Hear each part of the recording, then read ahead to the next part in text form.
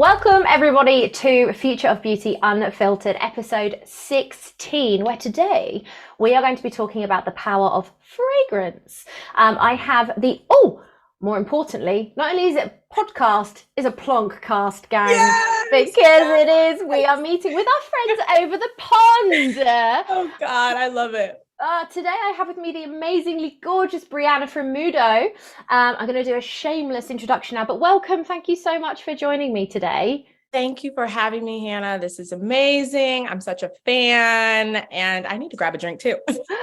Definitely gin, wine. What's your tipple? What's your favorite drink? You know what? Since it's like really warm where I'm at, I'm in Georgia right now. I'm looking forward to indulging in like a rosé or like something very crisp, like a crisp wine, and like a cool, chill wine. I have a very cold, chill Pinot, but I will be making my way onto a pina colada later on this evening. But I'm gonna do a bit of a shameless introduction now. Okay, so Sure. today, guys, we have Brianna, an investigative journalist from the States with over 10 years of storytelling experience spanning across beauty, fashion, lifestyle, and entertainment from the likes of Refinery 29, Insider, Elite Daily, The Zoe Report, Essence. I could literally go on. Obviously, in 2018, there was an opportunity, we're going to say, off the back of actually being made redundant. And actually, you found refuge in your favorite accessory, which was fragrance. Yes. Given it's so well documented, and also, I guess, learning more about the transformative effects that can have on mood. So obviously, as time passed, grew obsessively curious, seeking a much greater understanding of the scientific connection between scent, memory, and emotion through rigorous research plus online training, with a first introduction into the field by way of the School of Aromatic Studies. Is that right? Yes. Awesome. Obviously, noting a disparity in mainstream attention towards Black-owned fragrance labels as well. I know we've touched on that in the past. So it didn't take long before, obviously, this big thinker that you are really kind of with that dual marketing background really started working towards what you would say, and I think we would all agree is your best idea yet, which is coming up with the brand Moodeaux. Yes, absolutely. Wow. That is a quick summation of my life, my career. I love it. Yes, that I'm is here for weddings, bar mitzvahs, funerals, you name it. So, hire her. so I'm going to jump in with my first question. So you Yes. have a background in journalism and PR. Yes. Now, we've touched a little bit on it, but what exactly was it? How did you go from journalism to working with fragrances? And actually, how did the two connect? Yeah, totally. So you touched a little bit about my investigative background. So I'm nosy. That's just another way of saying I'm nosy, and I really love talking with people. So within my career in media, I had the privilege to just talk to so many beauty founders for just so many personnel from beauty brands, et cetera. And I learned so much. So aside from learning how to build and craft a good story, I was learning a little bit on the inside of like what it really takes to run a brand. Like aside from what you see on social media, et cetera, like the nitty gritty of how to make things work. So, back in 2018, when I was laid off from my job, I think that's something that not a lot of people know, but that's definitely a part of my story. I really sat and I was like, okay, what am I good at? I know I'm really good at talking to people, and I know I love beauty and I love fragrance. So really it was just a matter of leaning into those transferable skills and tapping into the network that I had built over like nearly a decade, almost over a decade now. And that's really how we made the transition. It was like, what am I good at? What are my passion points? I love fragrance. Let's try something different. And I think also making that switch and relying on those transferable skills and my network, et cetera, I kind of reclaimed a sense of myself that I lost with losing that job. It was a lot of rebuilding myself, and I'm so fortunate to have had the network around me to make it super easy. Yeah, one of the things you said when we caught up last time was around the oath that you kind of is drummed into you around truth telling. And Yes. I can imagine that's played a big part as well when it comes to you finding the ingredients and the ways of working and getting Yes. to the bottom of actually what these products can do for people. Absolutely. Like as a journalist, over in the States, especially, we take this oath. I graduated from journalism school, and it's all about, helping people make informed decisions and relying on our internal sense of ethics to make sure that we're doing that. And that easily translates to beauty, and helping people find products and services that work for them. Like, how can we make sure that we're talking about things in an appropriate way, but also leaning on a little bit of our marketing savviness to reach the people in which we want to talk to. So aside from, building a brand and whatnot, marketing has ethics associated with it. And I think just coming into this industry in a new way and carrying that sense of responsibility with me has made it way easier to connect authentically with our audience. I love that code of ethics. I completely agree. So one of the things that I actually wrote it down when we caught up, and I was like, what is this? So you combine the principle of aromatherapy with the science of aromacology, a word I had never heard before in my life. So what does that mean? And how are those two things different? Definitely. So not everyone, a lot of people are familiar with principles of aromatherapy, which is, relying on naturals and absolutes and plant magic, if you will, to kind of have a holistic wellness approach to catering, for your needs, et cetera.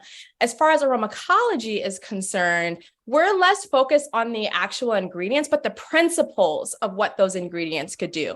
So when you think of lavender, there's chemical compounds within the lavender plant, right, that are rooted in helping you feel a sense of calm, right? Or when you think of citrus, there's compounds within citrus fruits or citrus plants that help with elevating mood or make you, put a little spunk in your day and your mood and your activities, et cetera. So we take those principles and use them in ideating products. So less from a plant perspective, like we're not using essential oils per se. I think aromatherapy is really rooted in essential oils, like solely based in essential oils, whereas aromatology takes the principles, right, and figures out a way to employ those same mechanisms to craft and create products that are efficacious and do the things in which essential oils essential oils essentially do. Wow, that's a crazy. There are sentence. some serious tongue twisters that come out on these podcasts. I just accept the fact that I sound like I have no teeth in my mouth and I move on. So hilarious. So one of the things that I find really interesting, and when we spoke about it, I was like, mind blown. The fine fragrance industry has historically assigned scents to gender. So I mentioned it. We had one of our first podcasts. We had the amazing Joseph Harwood, and one of the things that they said was that they were working with a famous nose, and that actually it was marketing that brought in the gender assignment to scent. It was up until then unisex. I was talking to a friend today who was saying in the 14th century, men used to wear flowers all over their bodies to hide the fact that they didn't bathe. Yes. So but nowadays, if you were to think about the word floral and assign it as a scent to men, you kind of get some raised eyebrows and that doesn't kind of naturally go. So obviously the industry has historically assigned these scents to gender. Like I say, rose for women, sandalwood for men. Why do you think that is? And does your experience up to this date still validate that theory? Yeah, I think that's a really good question. And I literally can talk about this all day long because I'm such an avid believer in the fact that, like, how is rose feminine or masculine? It's a plant, like it's a floral, it's a flower, and I really think it goes down to gender roles and what society thinks men or women or just individuals in general, how we should behave.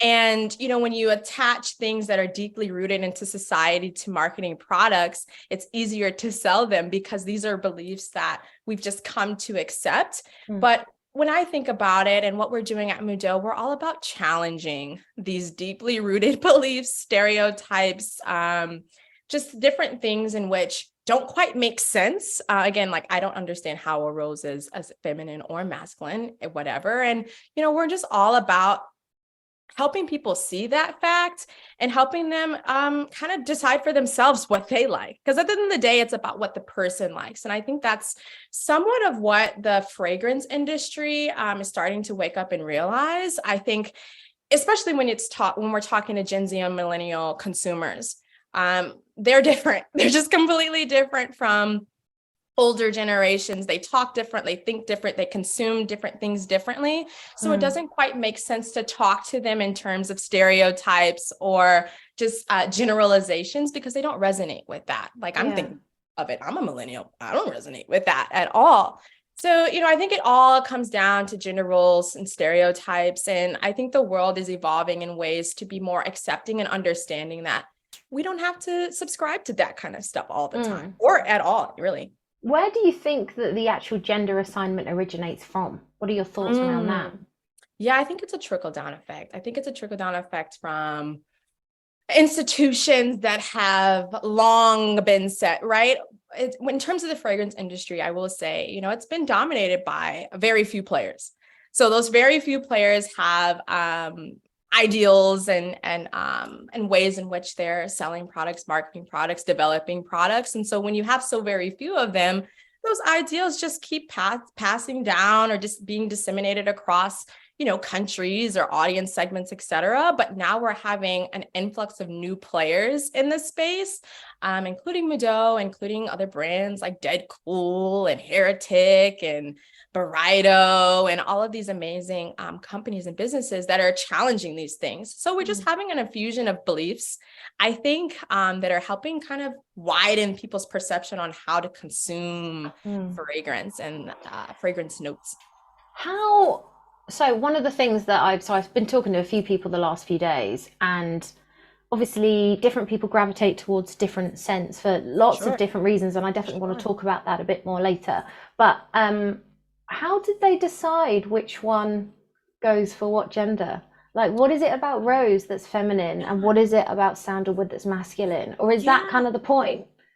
I think it's like when you think of like those two examples in particular, like a rose is very delicate. It's a very delicate floral. It's very soft. It's very romantic. And these are ideals that are uniquely tied to femininity, right? A woman's supposed to be soft. A woman is supposed to be delicate. A woman is supposed to be handled with care. Sandalwood, it's a wood. It's rugged, right? It has a very distinct smell, it's very like punchy. It's very punchy. It's not for me. Literally. And so, juxtapose that with the rose, right? A man is supposed to be rugged around the edges and punchy and strong, etc. And so when you're ideating scents from that purview, you're going to automatically gravitate towards notes in which society or which stereotypes assume, match up. But at the end of the day, if it smells good to you, what does it really matter? You're still going to make the purchase. So in all actuality, I think it oftentimes does us a lot of harm, not just from a psychological perspective, but honestly, from a marketing, let's sell some product perspective. Like, you're limiting yourself, especially as different subgroups and audience sectors are starting to embrace fragrance. Why alienate them? I don't know. I don't get it. Very true. In your work, you describe fragrance and I love this, by the way, as a person's most powerful form of expression. Why is that? And can you tell me a little bit more about that theory? Yes. So it really is rooted in like self-care, honestly. And we believe at Moodeaux that self-care is the best form of self-expression, and that before you do anything, right? Before you go to the store and pick up that face mask, or before you book that massage appointment or that trip to Paris or whatnot, right? You have to identify within like what it is that you're feeling. Like, what is that? What do you need? Right. And that's a form of expressing yourself. And when it comes to fragrance, it's so deeply rooted with that scientific connection between our sense of smell, memory, and emotion. And so naturally, it's the perfect tool to express yourself because it literally ties to the strongest sense we have, which is smell. And so we understand that. I understand that, especially going through that time that I had with being laid off and losing my job. Those smells that I was smelling around my house, or just, when I went back home to kind of debrief with my mom for a second. I was living in New York City and came back to St. Louis, Missouri on a visit, and smelling what it was when I walked through that threshold, like comforting feeling of, wow, I'm home. So really understanding how our sense of smell works. It dawned on me that it's a no-brainer that fragrance is the best way to express yourself.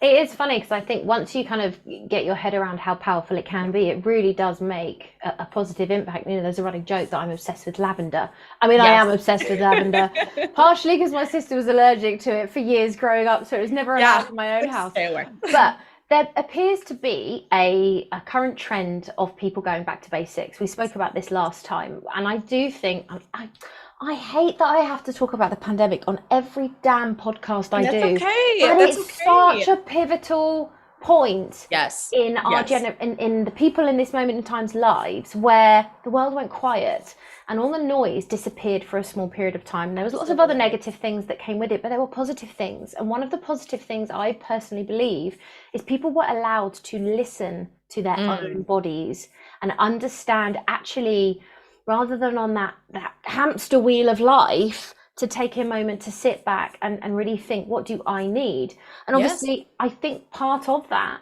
has resulted in a growth of essential oils usage within people's lives. And Moodeaux is a brand that absolutely utilizes both those natural ingredients, but also the safe synthetics. Yep.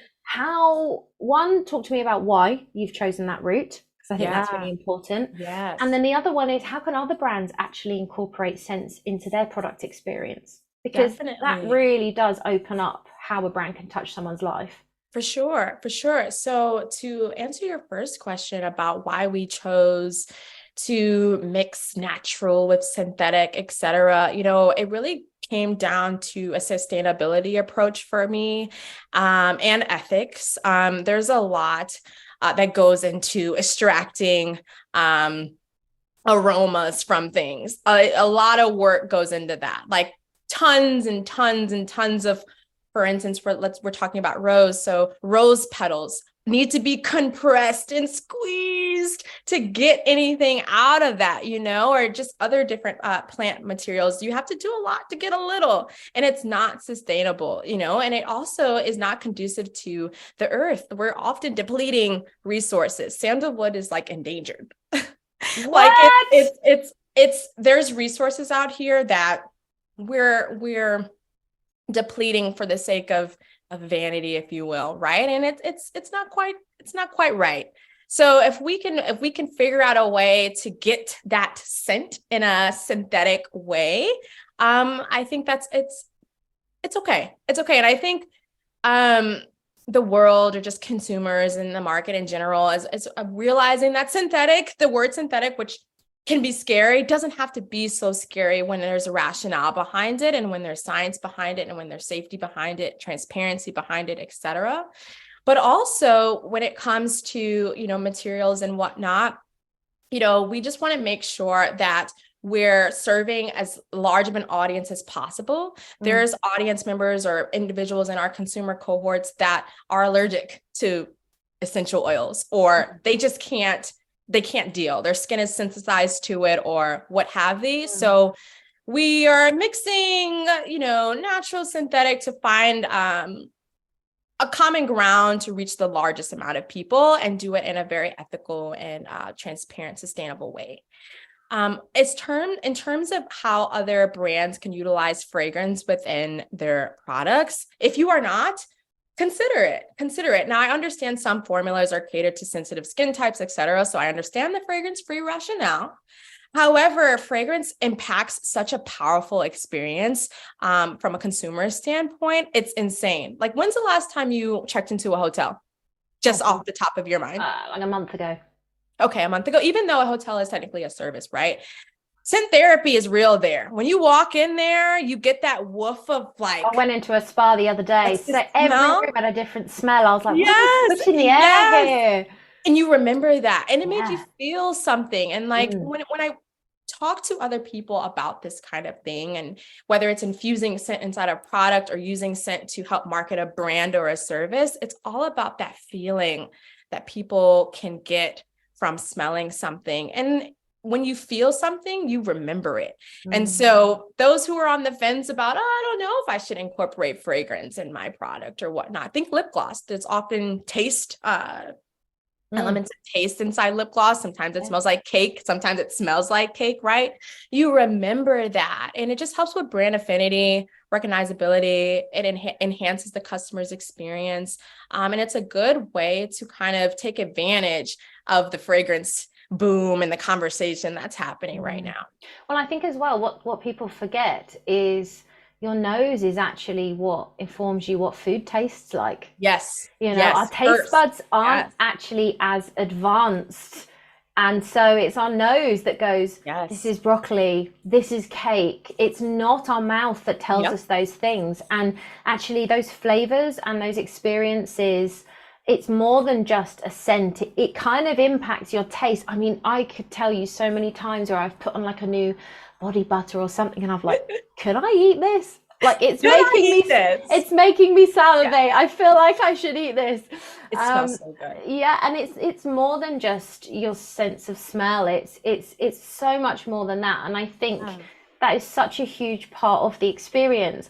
I just want to circle back really quickly. Sure. Why do you think synthetic ingredients is a scary concept for a lot of people? Because I completely understand where that fear comes from, particularly of this day and age. But as someone that works with it, you know, how can you take the fear of synthetic ingredients away? Yeah, it's all rooted in education. Like we fear what we do not know. And our brain oftentimes tries to fill in the gaps by pulling in information that we do know. And sometimes that can make things even more scarier. It's like a snowball effect. So education is really, really, really important. And I love how there's an influx of brands out here across all categories and beauty, et cetera, who are leaning into educating their clients. And the more that the client is educated, again, it goes back to my personal sense of ethics, right? The more I can educate you to make an informed product purchasing decision or whatever decision that you need to make in your life, like the better it is for everyone. It mitigates risk.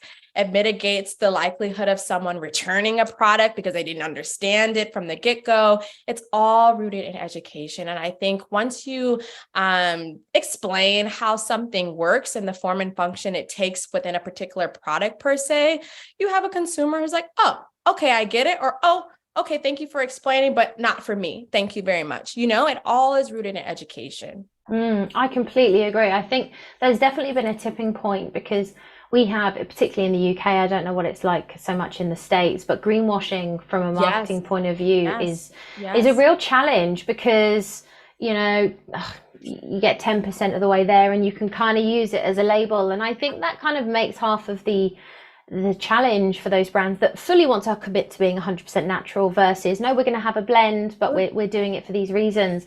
And I think consumers are just confused. At the end of the day, they just want a honest, and there are some consumers out there that go, I don't care. I'm good for the planet. Couldn't care less. I just want it at the right price that's going to make me feel good and going to make me look good and give me as much of it as possible and as quickly as possible. And those people exist. And then there's also the other people that are kind of on their horse going, save the world, one bottle of skin cream at a time. And both of those views are absolutely fine. I think what is amazing is that it's really then made it so challenging for brands when they're looking at that formulations to appeal to as many people as possible without, I guess, pigeonholing yourself. For sure. So this brings me on to the question I'm most excited to actually ask you. I'm gonna drink some wine while you're talking to me about it in my plonk cast. So scent and connections to memories and emotions are just as powerful as they are personal. Yes. Okay. I could talk about some of my memories. So my mum had Issey Miyake as a perfume when we were kids. Yes. And every time I'm like, oh, that's mum. Yes. But then my sister, God love her, got sick. And when she was in hospital, because she missed my mum, every time she went in to visit her, would smother herself like, oh my God, so I'd be coughing as she left as perfume. But then what's happened is that scent memory has shifted from a positive one to a negative one. Okay. So they're so powerful, but they're very personal. Sure. How do you cater for the masses when it is such an individual experience with your product? So how do you build a fragrance that delivers that specific memory or emotion for that end customer? Yeah, that's a really amazing question. And, you know, we are very much so rooted in intentionality. When I'm designing a fragrance, there's a very particular reason as to why. And I try to curate based on universal feelings. So our very first scent is entitled Worthy. So it came out when we first launched October 1st, 2021. Who does not want to feel worthy? Or who does not want to be reminded that they are worthy, that they're worthy, right? And so with Worthy in particular, the notes in there, our customers and Twitter, I mean, I credit Twitter, honestly. They've since called that scent a hug in a bottle because of what it represents to them, right? And that's a universal experience. Who also wouldn't want a hug, right? So it has notes of like amber and vanilla. It has lavender in there, just a little splash. It has some red rose that's representative of love, self-love. It has other things inside of there that really, I wanted to impart sense of comfort. I wanted to impart a sense of let's wrap those senses in that warm, cozy blanket whenever you need, whatever you need most, right? So Worthy is a key example of how we are appealing to the masses because, again, who wouldn't want to feel that way or who wouldn't want to be reminded that way? As far as Punk Star is concerned, Punk Star is our second scent that just launched. So it's going through its new phase, if you will. When it comes to Punk Star, that scent goes back to our brand DNA.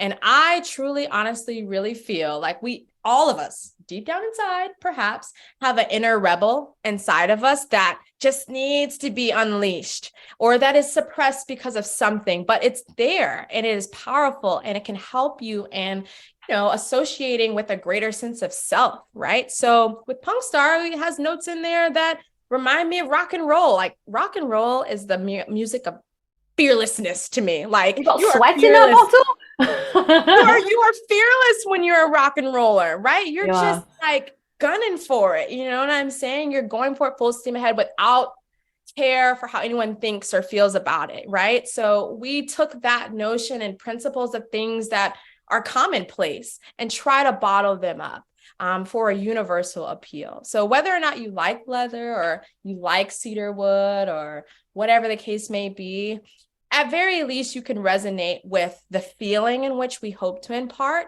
And okay, if you don't like the scent, that's okay. Scent is very subjective, but at least you know what we're getting at. And that's how we approach how we create products. What is a feeling? What is a mood that is universal that we've all kind of had a feeling about or had a connection with? And how can we help people, honestly just become a better version of themselves by expressing themselves and accessorizing how they're feeling, right? That's really what it's all about. That's amazing. Tell me a bit more. So obviously it was Worthy, wasn't it? Your first product that came out, your first scent. Tell me actually how you got to the point where you were like, this is the formulation. Oh God. This is the hug in a bottle. Because I hear some of your ingredients and I'm like, okay, lavender, I get it. Vanilla, I kind of get it. Together? I'm saying honey because I'm thinking about bees now. Like, how did you bring these all together? Because they're very different scents. Yes. Very, very meticulous process. Very, very meticulous. So fun fact, when I decided like, hey, I'm going to start a fragrance label, a lot of what I did was at home, just playing around with things. I actually built a very robust kit, perfumer's kit, if you will. And I spent a lot of time just playing with things, just trying things. A lot of things did not work. But once I had an idea of like, oh, this actually kind of smells kind of good. We then partnered with an amazing partner, amazing fragrance house to help us make sure that the idea was solid. So while I am our creative director, I am our chief nose. I create all of our creative briefs. All of the design, form, and function comes from me. We do partner with an amazing fragrance house to ensure that everything goes together in the way in which it should. It's a puzzle, really. And I have such a deep respect for the science of perfumery. Like, it is intense. It is a science. There's so much that goes into one product. Those notes I named, that touches the surface of everything that's inside of there. But it's a very meticulous process. It's a very intentional process. And all of the notes are just reminiscent of things that impart comfort, who wouldn't want to receive a red rose to remind them to love on themselves? Or you have your musk, right? So there's a little bit of musk in there. It's synthetic. It's, animal musks are prohibited. And I would dare to say across the world, like should be, if not. But you have things that go with just your natural pheromones, right? Your natural scent, aside from other things that just impart comfort. So we work very closely with an amazing fragrance house. But again, all the creative briefs come from a deep desire that I have to help people express themselves. Would you say that obviously men and women should want to feel that way? They should want to feel worthy. Yes. As far as how people's noses respond to those fragrances, have you seen anything that surprised you in the process? Because a lot of those ingredients, again, historically, they've been maybe a little more feminine. So how's that been received by men?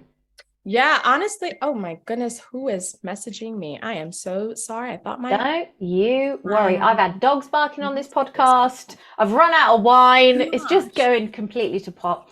Let me make sure it's all the way signed out. But at the end of the day, we often fall victim to what we're told, right? Yes. Like marketing messages and just things that are passed down through systems, right? And then when they reach the consumer, it's like, oh, this is what it should be.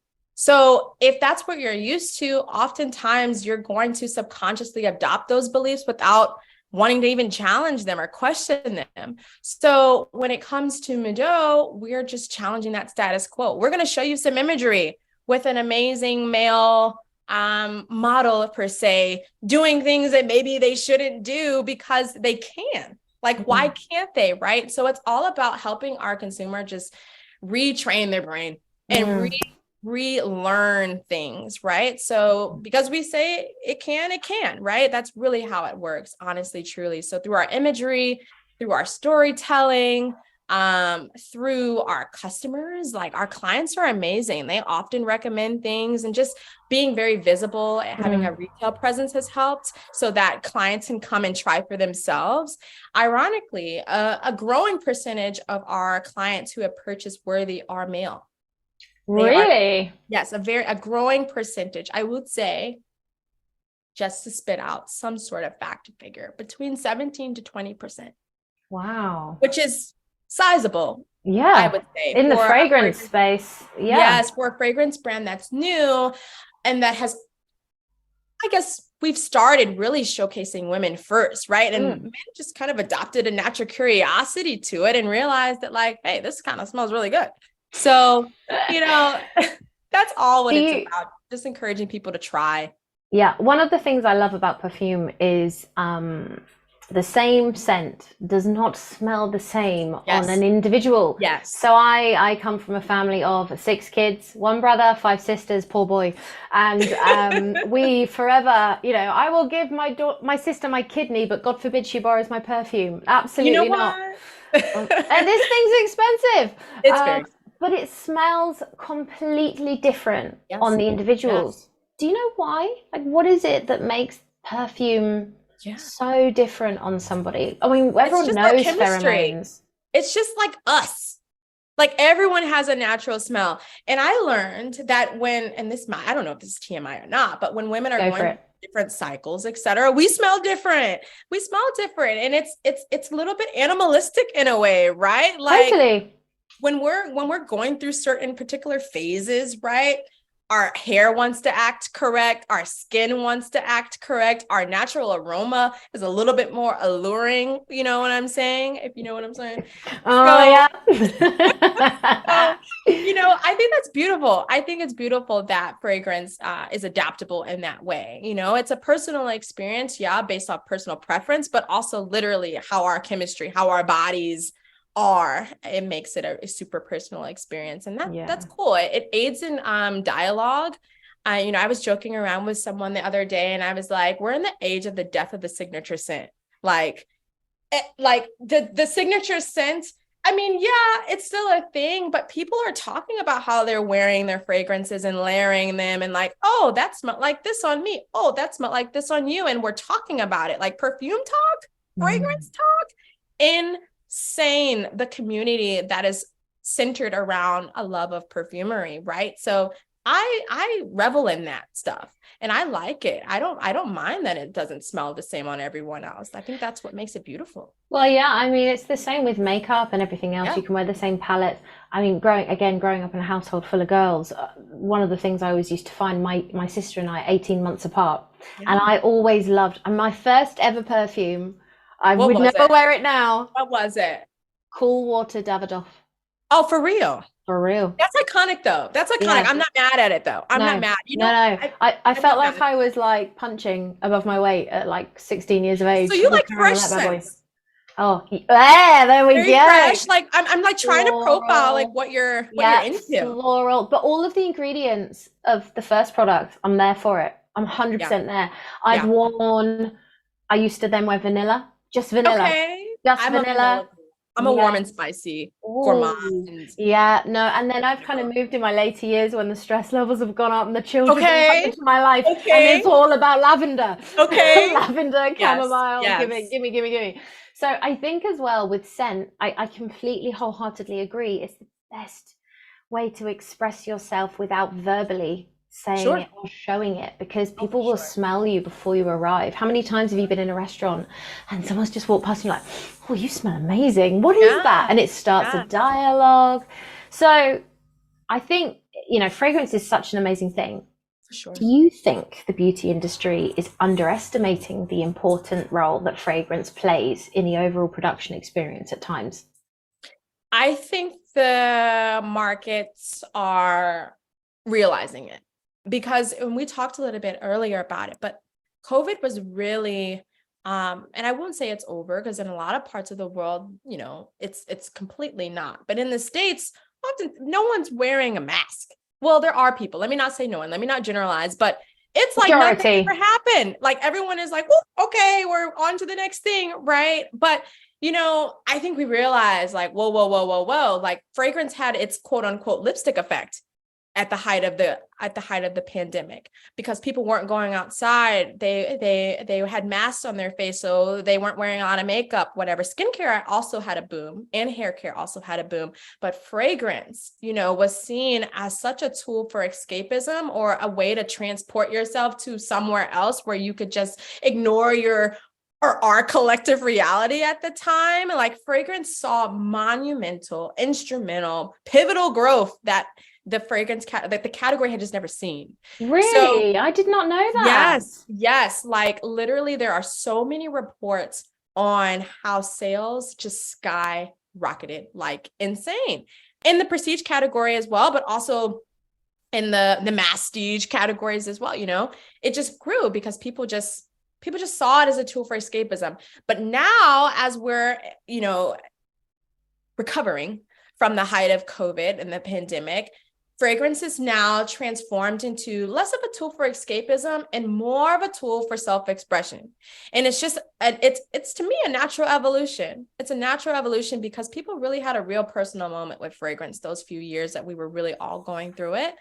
And so I think the industry is waking up to how people are utilizing fragrance as not just a vanity play or whatever, but as really a beauty tool, as a key part of their beauty regimen and their ritual for self-care. And I think the brands, and this is across categories, right? I think the brands that are privy to that fact and who latch on to that fact are going to be the ones that win, and they're going to be the ones that make waves and make splashes, because that's really truly honestly how the market is going, and it's being led by a younger consumer cohort that again just doesn't resonate with old ideals and ideologies anymore, right? They're really on the new wave. So if you can latch on to not just how people are consuming and experimenting with fragrance, but also can talk authentically to the consumer that's purchasing that product or whatnot, you are winner, winner, chicken dinner. You're out of here. Like you Totally. got the keys to success if you can do those things. One of the things I think that's really interesting about listening to what you're saying is that a lot of the products, so skincare, obviously it has Yeah. lots of different benefits, but again, it's just one sense, it's what you see. Okay, Yeah. so what you see in the mirror, yes, there's obviously the feeling element on how it feels on your skin, but you're doing it realistically, because when you look in the mirror, you don't necessarily like what you see. There's a problem you want Mm, to fix. mm. Anti-aging, well, that's such a taboo word now, is one of those things that everyone's Mm. trying to turn the clock back, and there's lots of different layers to this. But fragrance, it's a totally different experience. I mean, if we think about it, Abercrombie and Fitch, decades ago, you'd walk into a store and you'd be Oh yeah. hit with that smell. Hollister, Abercrombie, Aeropostale. Oh yeah, bang, Yes. walk in, wall of scent. And but it's straight away, if you think, okay, Yes. let's talk about a retail experience, a retail environment. They incorporated that scent into that environment, Yes. and it made such a big impact. Like you say, smell makes you remember things, good and bad. Yeah. And I think sometimes where a lot of brands were so obsessed for so long in digital, because we had to, because of where the peak of the pandemic got us to, that the younger, and actually I think cohorts of all ages, are just wanting to get back out there. I think this is actually one of the consequences of working from home more. I know I work from home a lot of the time, and I'm like, get me out, I want to be anywhere but these four walls. And so people Yes. crave, and these days out to shops, they become more of a thing. They're a bigger deal. It's a family experience. All, multiple generations, they go for lunch. They're probably prepared to spend a bit more money. And so by walking in somewhere, and it's that sensorial kind of just dropping you into the deep end of every sense, from the touch to the smell to the lighting. I think Sure. brands are really missing a trick on how fragrance can play such a big part of that. I agree. I agree. Like, there's nothing more.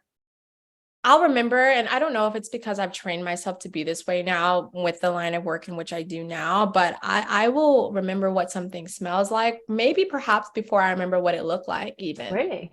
Right. Yeah. I just thinking about, stores and restaurants and just how I experience just life, right? Like, it is our strongest sense. It is our strongest sense. You cannot ignore that science. You cannot ignore the data behind our sense of smell, and how powerful it really truly is. And if you are not paying attention, you are truly missing out on the marketability, but also just how us humans are.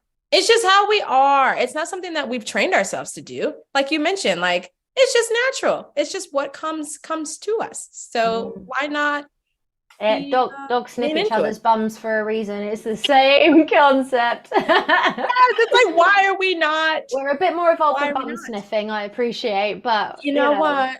Yes. Yes. Yes.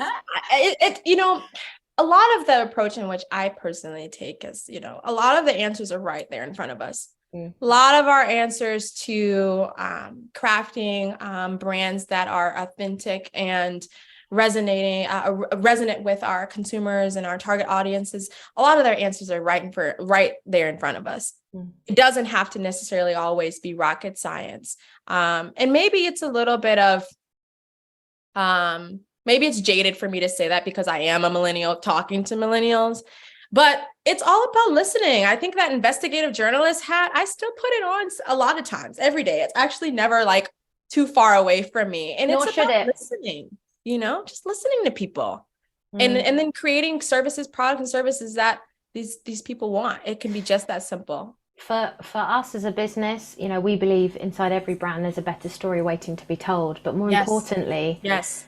we are connecting those brands to those customers, because the reason we do the research we do, the reason this podcast exists, the reason that I love my job so much, is because every single person has maybe this a similar outcome, but the journey they went through to get to that outcome, never the same. Yes. And so everybody can learn. And I think sometimes just going back to the who are you trying to talk to, and what are you trying to say, and why would they want to listen, are three of the most simple questions that you could ask yourself. Because I think, you can't read the ingredients from inside the jar. We all become, like you were saying, now because of your job, everywhere you go, you're like a little sniffer dog. Just Yes, I want to smell everything. yeah. Oh God, don't come near me today. There's a heat wave in the UK. Like, no. Oh, don't. I can't believe you've got sleeves on. I'm just dying over here. It's cold in here. It's cold in my house. Oh, thank God for aircon. Okay, I have one final question. I have loved talking to you. Thank you so much. But I have one final question. Because of all of your experience throughout all the years, we have a lot of marketeers and people listening to this podcast. If you could give one piece of advice to those people listening today and who are interested in how to unlock the power of fragrance within their brands, what would it be?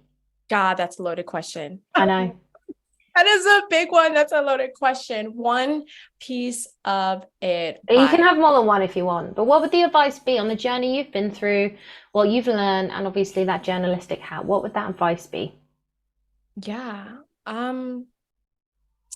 Assumptions have no place in building anything worthwhile. You really have to do the work to understand and uncover the answers that you're trying to, implement into your solutions, right?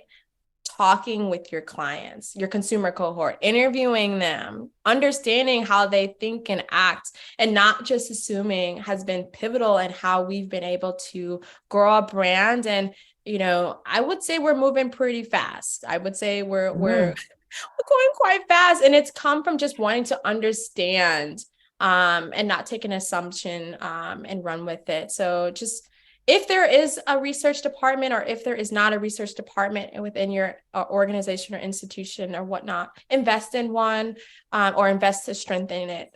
Because that, honestly, we did a lot of brand building for 3 years prior to even launching. Like, wow, we were surveying people and getting in the weeds for 3 years before we ever pulled the plug on anything. And so that is honestly, truly my biggest piece of advice. And secondly, and it might sound jaded or cliche, but always stay curious, be nosy, and have fun with what you're doing, remembering that this is fun and remembering that the true power of what you're doing is helping someone become the version of themselves that they've always aspired to be. And that takes great responsibility, but it's also a very fun position to have. So have fun and stay curious and invest in research. Those are 3 things that I really credit to our success, but also I think everyone should, consider. Oh, thank you so much, Brianna. It's been so amazing speaking to you today. Yes, guys, I hope you have absolutely loved hearing about unlocking that power of fragrance in your brands. And I can't wait to get my hands on one of these scents, actually. Let me tell you, they're coming to you right now. We're shipping them. On the way. I'm there. Well, thank you so much, guys. If you have any questions for Brianna or myself, please do get in touch at podcast@thepullagency.com, and we'll see you next time.